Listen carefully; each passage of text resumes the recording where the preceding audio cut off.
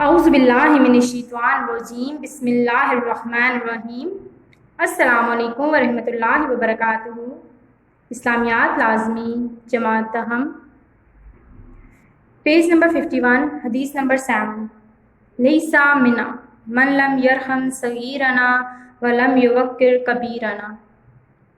ترجمہ: وہ ہم میں سے نہیں جو ہمارے چھوٹوں پر رحم نہ کرے اور ہمارے بڑوں کا احترام نہ کرے۔ تشریح: انسان کو اشرف المخلوقات ہونے کے ناطے اللہ تعالیٰ کی صفات کا منظر ہونا چاہیے۔ اس بنا پر انسان سے یہ توقع کی جاتی ہے کہ وہ اپنے اندر خالق کی صفات پیدا کرے اور اپنے قول و فعل سے ان کا اظہار بھی کرے۔ مثلاً اللہ تعالیٰ کی صفت ہے کہ وہ درگزر فرماتا ہے، انسان کو بھی چاہیے کہ وہ دوسرے کی خطاؤں اور غلطیوں کو درگزر کرے۔ حضور اکرم صلی اللہ علیہ وسلم نے اپنی اس حدیث میں اچھے اخلاق والے مسلمانوں کو یہ تلقین کی ہے کہ دوسروں کو ان کے درجے کے مطابق عزت دیں۔ نبی کریم صلی اللہ علیہ وسلم کا فرمان ہے، لوگوں کو ان کے درجے کے مطابق عزت دو۔ اس حدیث میں 2 حصے ہیں۔ سب سے پہلے حصے میں چھوٹوں پر رحم نہ کرنے کے بارے میں بتایا گیا ہے کہ وہ شخص ہم میں سے نہیں ہے جو ہمارے چھوٹوں پر رحم نہیں کرتا۔ رحم کرنا اللہ تعالیٰ کی غالب صفت ہے۔ نبی کریم صلی اللہ علیہ وسلم کی اس حدیث میں خاص طور پر اس صفت رحمت پر زور دیا گیا ہے۔ رحم کے زیادہ حقدار ہمیشہ چھوٹے ہوا کرتے ہیں۔ چھوٹوں سے مراد عمر میں چھوٹے یعنی بچے اور مرتبے کے لحاظ سے جو چھوٹے ہوں، اور عزت و تکریم کے حقدار ہمیشہ بڑے ہوا کرتے ہیں۔ بڑوں سے مراد عمر میں بڑے یعنی بزرگ اور مرتبے کے لحاظ سے جو بڑے ہوتے ہیں۔ بچوں سے متعلق آپ صلی اللہ علیہ وسلم کی تعلیمات ہیں۔ حدیث نبوی ہے، حضور اکرم صلی اللہ علیہ وسلم لوگوں میں سب سے زیادہ بچوں پر شفقت فرماتے تھے۔ ایک غزوے میں مشرکین کے بچے مارے گئے تو آپ صلی اللہ علیہ وسلم کو جب معلوم ہوا تو آپ نے فرمایا، خبردار بچوں کو ہرگز قتل نہ کرو، خبردار بچوں کو ہرگز قتل نہ کرو۔ بچوں کو مناسب تعلیم و تربیت سے محروم رکھنا انہیں شفقت سے محروم کرنا ہے۔ ظلم یہ ہے کہ ان کی تعلیم و تربیت کے بجائے انہیں چھوٹی عمر میں جسمانی مشقت کے کاموں میں لگا دیا جاتا ہے۔ اس لیے ہم اگر حضور اکرم صلی اللہ علیہ وسلم کی وعید سے بچنا چاہتے ہیں تو ہمارے لیے ضروری ہے کہ ہم بچوں کی مناسب تعلیم اور ضروری تربیت کا فرض پورا کریں۔ آپ صلی اللہ علیہ وسلم نے فرمایا، بچپن میں علم ایسے ہیں جیسے پتھر پر نقش۔ بڑوں کا احترام۔ رسول اللہ صلی اللہ علیہ وسلم نے نہ صرف بچوں سے پیار اور شفقت کا درس دیا ہے بلکہ بڑوں کے احترام اور عزت پر بھی زور دیا ہے۔ بڑوں کے احترام کے حوالے سے نبی کریم صلی اللہ علیہ وسلم کا فرمان ہے، جو جوان کسی بوڑھے کی عمر رسیدگی کی وجہ سے اس کی عزت کرتا ہے، اللہ تعالیٰ اس کے لیے کسی کو مقرر کر دیتا ہے جو اس کے بڑھاپے میں اس کی عزت کرتا ہے۔ ایک اور جگہ آپ نے فرمایا، بے شک میری امت کے بزرگوں کی عزت کرنا میری عزت کرنا ہے۔ بچوں کے ساتھ شفقت اور پیار سے پیش آنا سنت رسول صلی اللہ علیہ وسلم ہے اور بڑوں کا احترام حکم خداوندی اور اسوہ رسول سے ثابت ہے۔ اس بات کی تائید اللہ تعالیٰ کی تعلیمات اور احادیث نبوی میں موجود ہے، اس لیے ہمیں چاہیے کہ بچوں سے شفقت سے پیش آئیں اور بڑوں کا احترام کریں۔ حضور اکرم صلی اللہ علیہ وسلم کے اس ارشاد گرامی کا ہماری عملی زندگی سے براہ راست تعلق ہے۔ جس معاشرے میں بچوں سے پیار اور شفقت نہیں اور بڑوں کا ادب و احترام نہیں، وہ معاشرہ مہذب نہیں ہو سکتا۔ چنانچہ آپ صلی اللہ علیہ وسلم کا یہ ارشاد ہماری معاشرتی زندگی کے استحکام کا ضامن ہے۔ حدیث نمبر 8۔ الراشی والمرتشی کلاہما فی النار۔ ترجمہ: رشوت دینے والا اور رشوت لینے والا دونوں آگ میں ہیں۔ تشریح: وہ مال یا تحفہ جو اپنے جائز یا ناجائز کام کو پورا کرانے کے لیے دیا جائے رشوت کہلاتا ہے۔ جب کوئی شخص اپنی ذمہ داری احسن طریقے سے نہ نبھائے بلکہ بہانے سے اس کام کو لٹکاتا رہے اور اس کام کے بدلے میں کچھ مطالبہ کرے تو اس کو رشوت کہیں گے۔ یا کوئی آدمی کسی دوسرے سے اپنا کوئی ناجائز کام کروانے کے لیے اسے کچھ معاوضہ دے، یہ بھی رشوت کہلاتا ہے۔ اور راشی رشوت دینے والا یعنی وہ شخص جو اپنے جائز یا ناجائز کام کو پورا کروانے کے لیے مال یا تحفہ دے۔ المرتشی رشوت لینے والا یعنی وہ شخص جو کسی کے جائز یا ناجائز کام کو پورا کرنے کے لیے مال یا تحفہ وصول کرے۔ رشوت کے اسباب۔ رشوت کا چلن کسی قوم میں اس وقت عام ہوتا ہے جب عدل و انصاف ختم ہو جائے اور لوگوں کو ان کے حقوق جائز طریقے سے نہ مل سکیں۔ اسی طرح ظالم اہلکار جب جائز حقوق کی راہ میں حائل ہوتے ہیں تو معاشرتی بگاڑ پیدا ہوتا ہے۔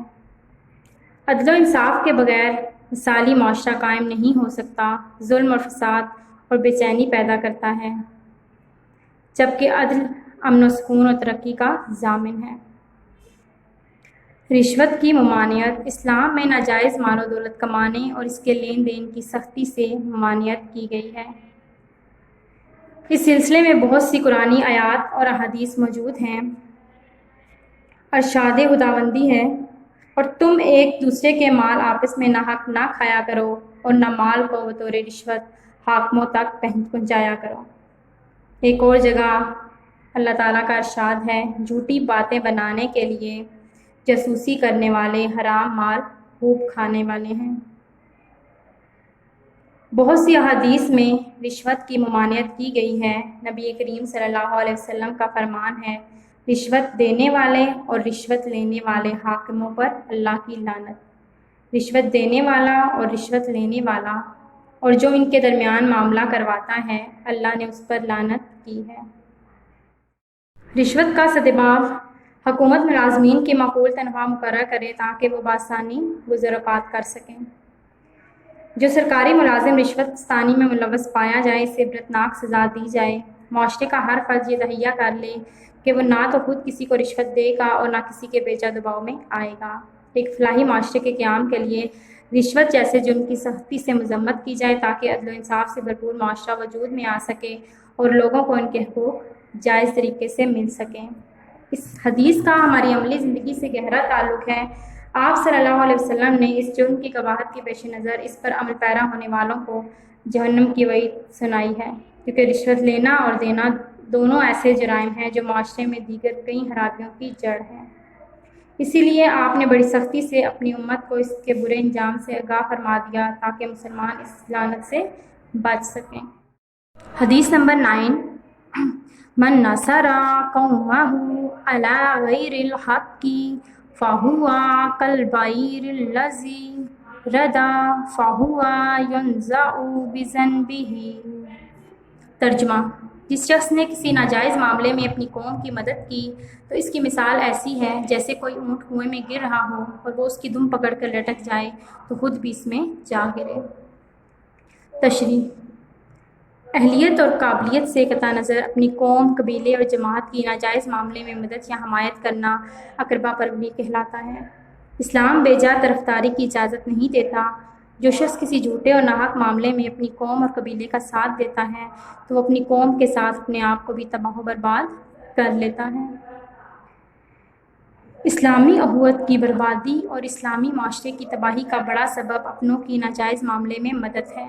اللہ تعالیٰ نے انسان کو مختلف گروہوں، قوموں اور قبیلوں میں تقسیم کیا ہے، جس کا مقصد قوم پرستی اور اپنی قوم کی ناجائز حمایت ہرگز نہیں ہے، بلکہ اس کا مقصد یہ ہے کہ انسان کی شناخت میں آسانی ہو۔ اللہ تعالیٰ نے فرمایا، اور تمہارے خاندان اور قبیلے بنا دیے گئے تاکہ تم آپس کی پہچان کر سکو۔ اسلام زندگی کے ہر معاملے میں عدل و انصاف اور حق و صداقت کو قائم رکھنے کی تلقین کرتا ہے۔ اسی طرح مسلمانوں کو ایک دوسرے کی مدد کرنے کا اصول بھی وضع کر دیا۔ اللہ اور اس کے رسول نے تعاون اور عدم تعاون کا ایک معیار مقرر فرمایا ہے۔ قرآن مجید میں ارشاد ہے، نیکی اور پرہیزگاری کے کاموں میں ایک دوسرے کی مدد کیا کرو، گناہ اور ظلم کے کاموں میں ایک دوسرے کی مدد نہ کرو۔ ایک اور جگہ ارشاد ہے، اور تم ایسے لوگوں کی طرف مت جھکنا جو ظلم کر رہے ہوں، ورنہ تمہیں آگ چھوئے گی۔ اس سلسلے میں احادیث بھی موجود ہیں۔ حدیث نبوی ہے، جو شخص کسی ظالم کے ساتھ اس کی مدد کے لیے چلا اور اسے یہ بھی معلوم ہو کہ وہ ظالم ہے تو وہ اسلام سے خارج ہو گیا۔ اپنی قوم سے محبت اس صورت میں جائز ہے کہ آدمی اس محبت کی شدت اور تعصب میں دوسروں سے نفرت نہ کرے۔ ایک حدیث ہے، آدمی کے لیے اپنی قوم کی محبت اس وقت تک نقصان دہ نہیں جب تک وہ دوسروں سے نفرت نہ کرنے لگے۔ ہمیں چاہیے کہ ہم بھلائی کے کاموں میں قوم اور نسل یا زبان اور علاقے کی تفریق کے بغیر سچ اور حق کا ساتھ دیں اور ناجائز کام میں کسی کا ساتھ نہ دیں، چاہے وہ اپنا قبیلہ ہی کیوں نہ ہو۔ اس حدیث کا ہماری عملی زندگی سے گہرا تعلق ہے۔ آپ نے ایک مثال دے کر مسلمانوں کو سمجھایا ہے کہ ہر لمحہ حق کی حمایت کرنا ورنہ ہلاک ہو جاؤ گے۔ چنانچہ ہمیں کسی صورت بھی اپنے قبیلے، برادری اور دوست احباب کا ناحق ساتھ نہیں دینا چاہیے۔ حدیث نمبر 10، ان اکمل المومنین ایمانا احسنہم خلقا۔ ترجمہ، یقیناً مومنوں میں سے کامل ترین ایمان والا وہ ہے جو ان میں اخلاق کے لحاظ سے سب سے اچھا ہے۔ تشریح، اس حدیث مبارکہ میں اعلیٰ اخلاق اختیار کرنے کی ترغیب دی گئی ہے۔ خلق کی جمع اخلاق ہے، اس کا معنی پختہ عادت ہے۔ اصطلاحی طور پر خلق انسان کی ایسی کیفیت اور پختہ عادت ہوتی ہے جس کی وجہ سے بغیر کسی فکر اور توجہ کے اعمال سرزد ہوں۔ اخلاق کی دو اقسام ہیں، اچھے یا برے اخلاق۔ حسن اخلاق دراصل روزمرہ زندگی میں اللہ اور اس کے رسول، اپنے نفس اور مخلوق خدا کے ساتھ ایک مسلمان کے طرز عمل اور رویے کا نام ہے۔ اگر یہ طرز عمل اور رویہ اچھا ہے اور شریعت کے اصولوں کے مطابق ہے تو اسے حسن اخلاق کہا جائے گا، اور اگر یہ طرز عمل اور رویہ اچھا نہیں تو اس کو برے اخلاق کہا جاتا ہے۔ انسانی شخصیت کی اصل تصویر ایک آئینہ بھی اتنی صاف پیش نہیں کرتا جتنا اس کا اخلاق۔ جب ایک انسان دوسرے سے معاملات کے دوران حسن خلق سے پیش آتا ہے اور اس کی شخصیت کا ظاہر اور باطن مکمل طور پر واضح ہو جاتا ہے۔ اچھے اخلاق مومن کی پہچان ہے، اس لیے حضور اکرم صلی اللہ علیہ وسلم نے اس حدیث میں حسن خلق کو ایمان کی تکمیل کا پیمانہ قرار دیا ہے۔ اس سلسلے میں قرآنی آیت ہے، اور لوگوں کو اچھی باتیں کہو۔ ایک اور آیت میں ہے، اے نبی صلی اللہ علیہ وسلم، بلا شبہ آپ اخلاق کے اعلیٰ درجے پر فائز ہیں۔ اس سلسلے میں نبی کریم صلی اللہ علیہ وسلم کی حدیث مبارکہ ہے، بے شک میں تو بھیجا ہی اس لیے گیا ہوں کہ اخلاق حسنہ کی تکمیل کروں۔ تم میں سے قیامت کے دن وہی میری مجلس کے زیادہ قریب ہوگا جس کے اخلاق اچھے ہوں گے۔ ایک اور حدیث ہے، اچھے اخلاق نیکی ہیں۔ حضور اکرم صلی اللہ علیہ وسلم جب بھی آئینہ دیکھتے تو یوں دعا فرماتے، اے اللہ تو نے میری صورت اچھی بنائی تو میری سیرت اخلاق بھی اچھا بنا دے۔ وہ اخلاق جو اللہ تعالیٰ کے پسندیدہ ہیں ان میں سے کچھ مندرجہ ذیل ہیں: سچ بولنا، معاف کرنا، مانگنے والے کو عطا کرنا، رشتہ داروں سے حسن سلوک، امانت داری، پڑوسیوں کے ساتھ حسن سلوک، دوست کے ساتھ حسن سلوک، غصے پر قابو پانا، بڑوں کی عزت کرنا، چھوٹوں سے شفقت کرنا، عورتوں کی عزت کرنا، عدل و انصاف، محبت اور خلوص، بھائی چارہ، وعدہ پورا کرنا، احترام قانون وغیرہ۔